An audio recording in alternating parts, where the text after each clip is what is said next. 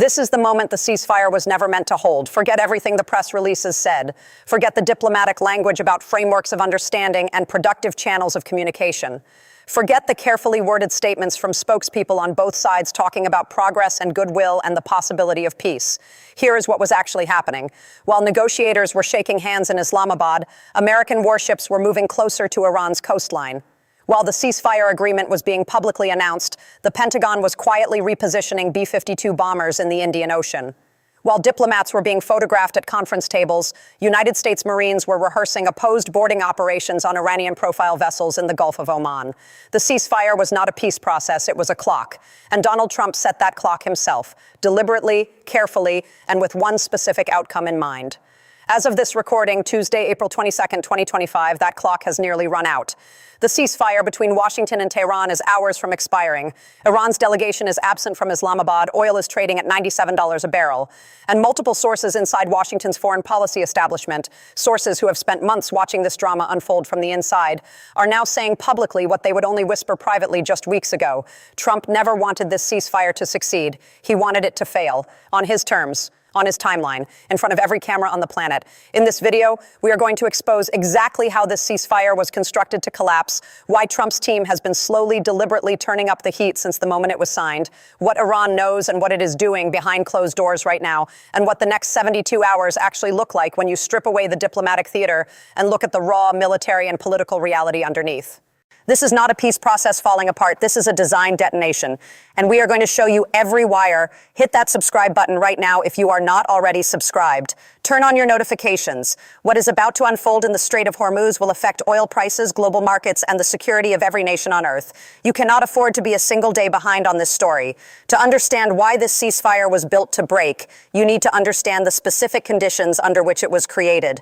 And more importantly, who controlled those conditions from the very beginning. The ceasefire was announced on April 13th, 2025. On the surface, it looked like a mutual agreement, both sides stepping back from the edge after weeks of escalating naval confrontations in the Strait of Hormuz. Iran had been harassing commercial shipping. The U.S. had deployed carrier strike groups. Tensions had reached a level that even hawkish voices in Washington were describing as dangerously close to miscalculation. But here is what the announcement did not tell you. The ceasefire was not brokered by a neutral party. It was not proposed by the United Nations. It was not the result of backchannel diplomacy initiated by European allies or regional mediators. It was proposed by the United States, specifically by the Trump administration, and it came with a built-in expiration date, something that genuine ceasefire agreements almost never include when the goal is actually peace. Why would you put an expiration date on a ceasefire if your goal is to stop a war? You would not, unless stopping the war was never actually the goal. The expiration date served one specific strategic purpose. It created a deadline, a countdown, a pressure point. And every day that clock ticked down, Washington was using the relative calm of the ceasefire period to move more military assets into the region, to tighten the economic blockade on Iranian oil exports, and to present Iran with a set of nuclear negotiating demands that senior officials in Tehran described privately as designed to be rejected. Tell us what you think in the comments right now. Is Trump genuinely trying to make a deal with Iran, or is this entire ceasefire a setup for something much bigger? Drop your thoughts below. We read every single comment and we want to hear from you. Pakistan, which agreed to host the talks in Islamabad, was not chosen randomly. Pakistan has maintained functional diplomatic relationships with both Washington and Tehran for decades. It offered geographic neutrality and political credibility. But multiple sources familiar with the talks describe the Islamabad process as deeply unequal from the start. American negotiators arrived with a list of demands: complete, non-negotiable, and comprehensive, covering Iran's nuclear program, its ballistic missile development, and its financial support for proxy militias across the Middle East. Iran's negotiators arrived hoping to discuss sanctions relief and a phased approach to nuclear restrictions. These were not two sides moving toward each other. These were two sides talking past each other while one of them quietly moved warships into position. The plan, according to sources cited by three major international news organizations in the past 2 weeks, was always the same. Give Iran a ceasefire just long enough for the military positioning to be complete. Give the talks just enough credibility to ensure that when they failed, the diplomatic cover for escalation would be in place. And when the ceasefire expired, with Iran having refused the American demands and the world having watched the process unfold, Washington would be able to say with cameras rolling, "We tried." They refused. Now watch what happens next. Trump did not stumble into this moment, he built it.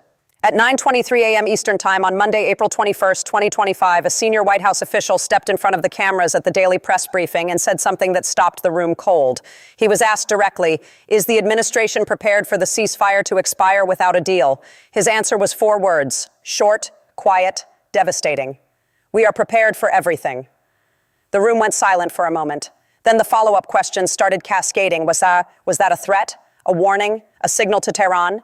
The official smiled, said nothing further, and walked away from the podium. Within 90 minutes, oil markets had processed those 4 words. Brent crude jumped 4.2%. The VIX, Wall Street's fear index, spiked to its highest level in 6 weeks. Treasury yields moved in ways that told experienced bond traders one thing. Somebody with a very large amount of money had just decided the probability of a military confrontation in the Gulf had crossed from possible to likely. The markets don't care about rhetoric, they care about signals. And the signal being sent from the White House podium that morning was unmistakable. But while those 4 words were reverberating through global financial systems, something else was also happening 6,000 miles away in the waters south of the Strait of Hormuz.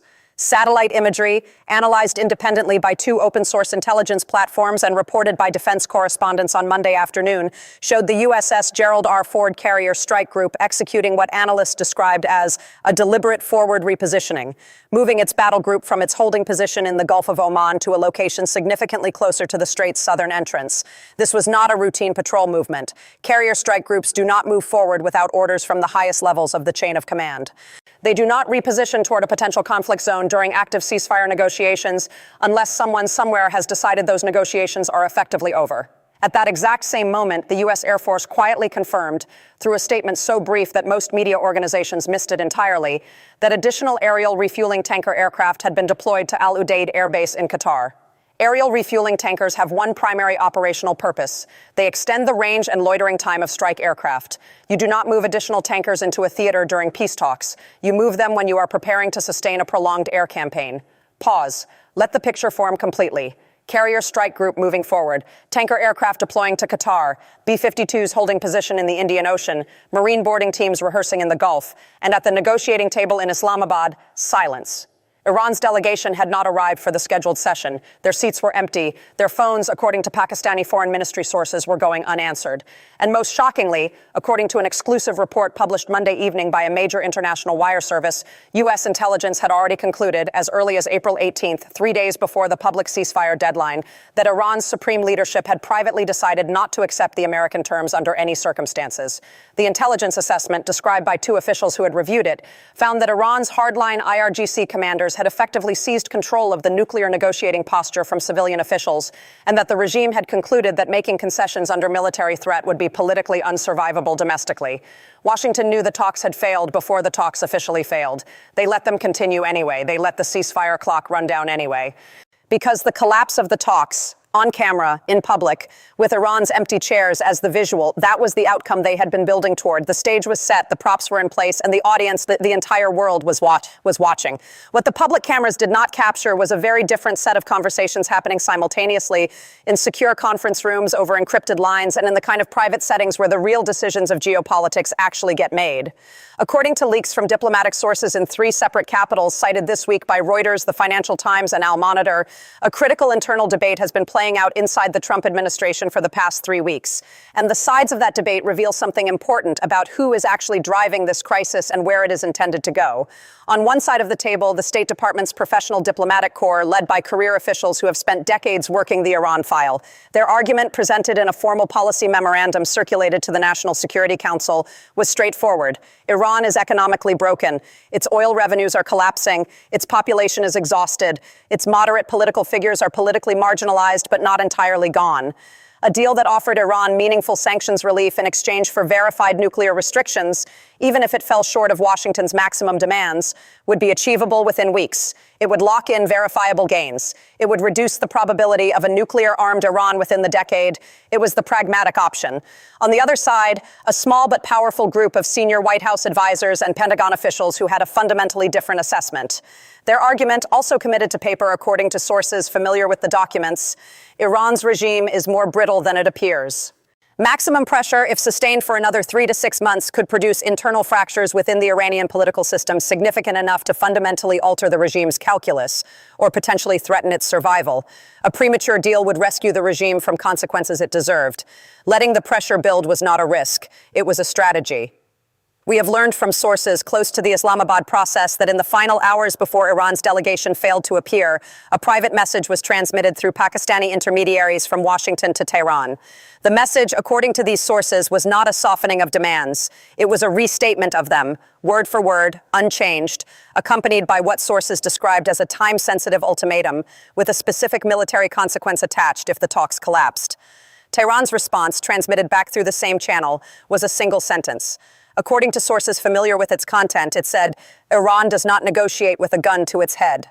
A secret emergency session of the U.S. National Security Council was convened within hours. The participants, the National Security Advisor, the Secretary of Defense, the Chairman of the Joint Chiefs, the Director of National Intelligence, and the Secretary of State. The topic was not whether the ceasefire was failing. That was already accepted as fact. The topic was sequencing. What happens next? In what order? And how does Washington control the narrative when the ceasefire formally expires? It was a cold, calculated operational planning session. They looked at the diplomatic track, which had produced no verifiable Iranian concessions. They looked at the economic track, which was producing enormous pain in Iran but had not yet broken the regime's resolve. They looked at the military track, which had successfully seized one Iranian vessel, repositioned 3 carrier strike groups, and established near total surveillance dominance over Iranian maritime operations. The conclusion was not debated. The assessment was unanimous. The next phase begins when the clock hits 0. Why is Trump doing this?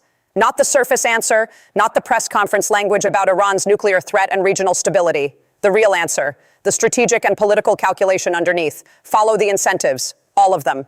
Trump is operating in a domestic political environment where strength is the only currency that matters to his base. A ceasefire that produced a deal, even a strong deal, even a deal that locked in real nuclear restrictions, would be presented by his critics as a repeat of Obama's JCPOA.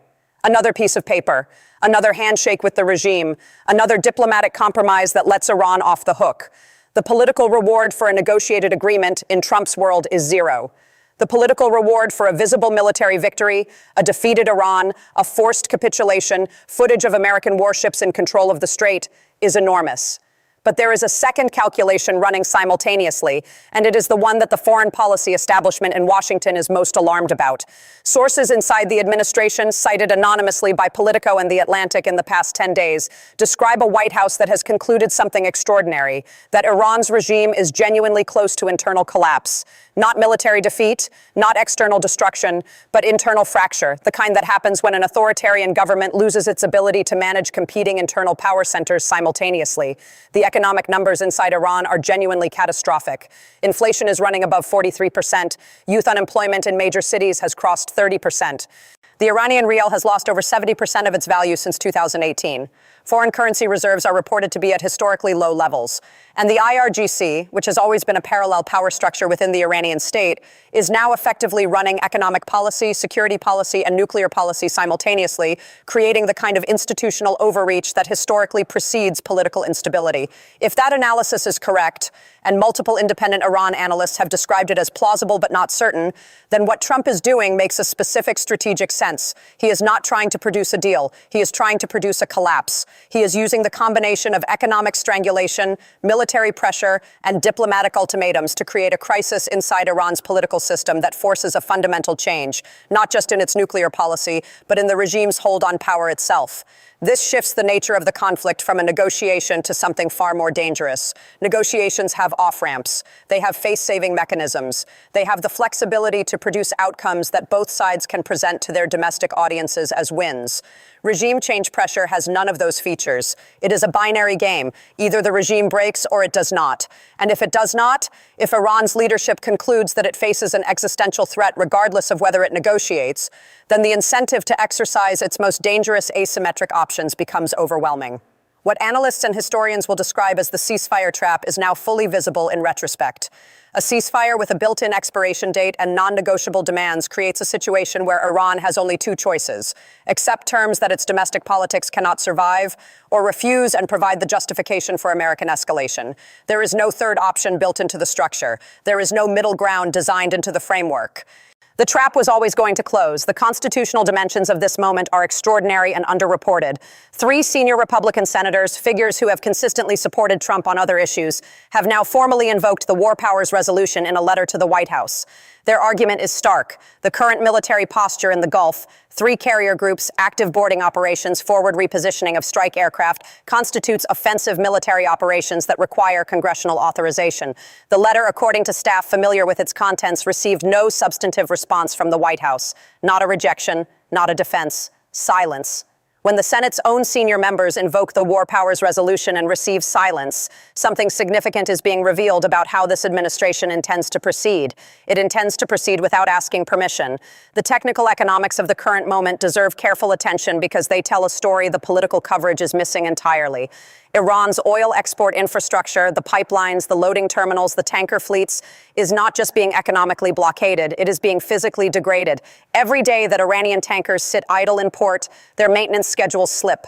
Every week that export terminals process no oil, their equipment deteriorates. Every month that skilled technical workers go unpaid or underpaid, they leave the industry. The damage being done to Iran's energy sector is not just financial, it is structural. And structural damage takes years, not months, to repair. Even if a deal is reached tomorrow, Iran's oil export capacity will take between 18 months and 3 years to return to pre-blockade levels. The economic strangulation does not end with a signed agreement. Its effects outlast the crisis itself by years. Here is the domino effect now fully in motion and accelerating toward a conclusion that nobody in any capital has a clean plan to manage. If the ceasefire expires without a new framework, the IRGC hardliners gain operational authority by default. If they gain that authority, the first thing they will do is not launch a massive military strike. They are not suicidal. What they will do is far more calculated and far more dangerous. They will activate Iran's full asymmetric deterrence doctrine simultaneously across multiple fronts. Mine deployment in the southern approaches to Hormuz, activation of Houthi missile capabilities against Saudi oil infrastructure, Hezbollah rocket barrages in northern Israel designed to force Israeli military response and fracture Washington's regional coalition, cyber operations against Gulf state financial systems. All of it at once, all of it deniable, all of it designed to create so many simultaneous fires that Washington's response becomes reactive rather than strategic. If that scenario unfolds, we are looking at a regional conflagration that makes the current naval standoff look like a prologue. China is not a bystander in this scenario. It is a deeply embedded stakeholder, and its response to an escalating Gulf crisis will define the next decade of global geopolitics. Beijing imports approximately 11 million barrels of oil per day. Of that, roughly 1.7 million barrels come directly from Iran, purchased at deep discounts that China has been quietly enjoying throughout the maximum pressure period. A Hormuz closure does not hurt America. America is energy independent. It hurts China, Japan, South Korea, and India, the major Asian economies whose manufacturing sectors run on Gulf oil. If those economies face sustained supply disruptions, the global supply chain shock they generate will ripple into every economy on Earth, including America's. China is calculating right now whether to escalate its quiet diplomatic pressure on Tehran to accept a deal, any deal, before the situation passes the point of no return. Beijing does not want this war, but Beijing also does not want to be seen publicly pressuring Iran, which would expose the limits of its no-limits partnership with Tehran and invite questions about Chinese reliability as a strategic partner. A desperate Iran with nothing left to lose is the most dangerous actor on the global stage right now, and Washington has spent 3 months methodically engineering exactly that desperation. Where is Russia in all of this? Absent. Distracted by Ukraine, financially limited by its own sanctions environment, and quietly calculating whether an American military engagement in the Gulf serves or threatens Russian interests. The answer for Moscow is genuinely unclear, which means Russia will do what it does in genuinely unclear situations. Watch, wait, and look for small opportunities at the margins. The coalition fracture inside Washington itself is the detail that most coverage is getting wrong. The assumption in most analysis is that Trump's Republican base is uniformly behind this escalation. That assumption is increasingly incorrect. On one side, the hawkish wing, former national security advisors, IPAC-aligned Republicans, and defense industry voices who believe maximum pressure is working and that the finish line is in sight. On the other side, a growing faction of libertarian-leaning Republicans and fiscal conservatives who are watching oil at $97 a barrel, calculating what $120 oil does to American consumers, and asking out loud whether a war with Iran serves American interests or simply the interests of regional powers who want Washington to fight their battles for them. A Republican Party divided over war with Iran is a political vulnerability Trump cannot afford, especially with congressional elections 14 months away and gas prices rising at every pump in every swing district in America. Reports from individuals familiar with White House internal dynamics describe a building under enormous strain. Senior staff are working 20-hour days. Decision cycles that normally take 72 hours are being compressed into 4. The pressure of managing simultaneous military, diplomatic, economic, and political tracks, each of them feeding back into the others in real time, is producing exactly the kind of institutional fatigue that leads to miscalculation.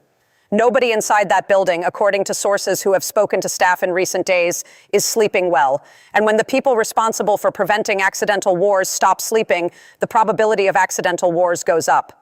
The empty chairs at the Islamabad negotiating table are not just a diplomatic detail, they are a symbol. They represent the visible gap between what this ceasefire was publicly presented as, a genuine attempt at peace, and what it actually was, a carefully constructed staging ground for escalation. Those empty chairs are the moment the theater ended and the reality began. And that reality is now moving faster than any diplomatic process can keep up with. Trump wanted control of this moment. He built it piece by piece over months. The blockade, the seizure, the carrier deployments, the ceasefire with its ticking clock, the demands designed to be refused, the military positioning completed quietly while the world watched the negotiating theater in front of it.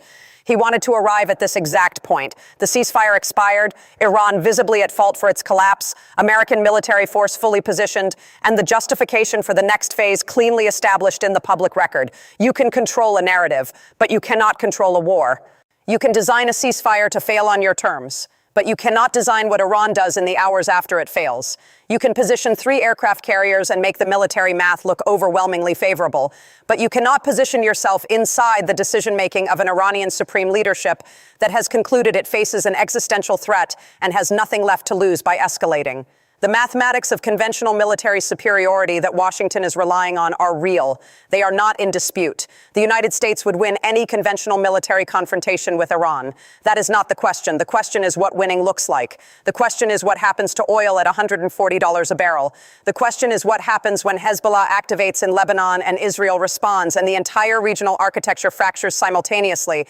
The question is what happens to the global economy when the Strait of Hormuz becomes a war zone, even for 30 days. Those questions do not have clean answers. And the people in Washington who designed this moment are better at designing pressure than they are at managing its consequences. So where do we actually stand right now tonight? Trump is in the White House. He has the military position he wanted, the diplomatic justification he needed, and the public narrative he constructed. He is, by his own design, at the moment of maximum leverage, the point where pressure is at its highest and Iran's options are at their lowest.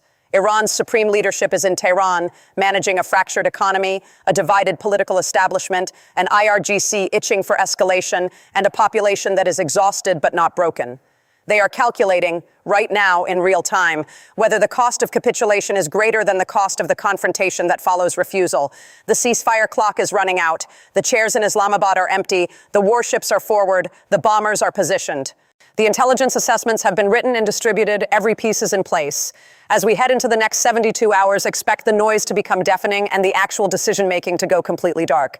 Both sides will go quiet in public precisely because the conversations that matter are happening in channels no camera can access. Watch the oil price, not the press conferences. Watch the satellite imagery of carrier positions, not the diplomatic statements. Watch whether Iran's foreign minister travels anywhere unexpected, not what he says at a podium. The irreversible reality of this moment is this. The ceasefire drama was never really drama. It was choreography, designed, staged, and performed for a specific audience, history. Trump wanted a moment that looked in the record books like America tried everything and Iran refused everything.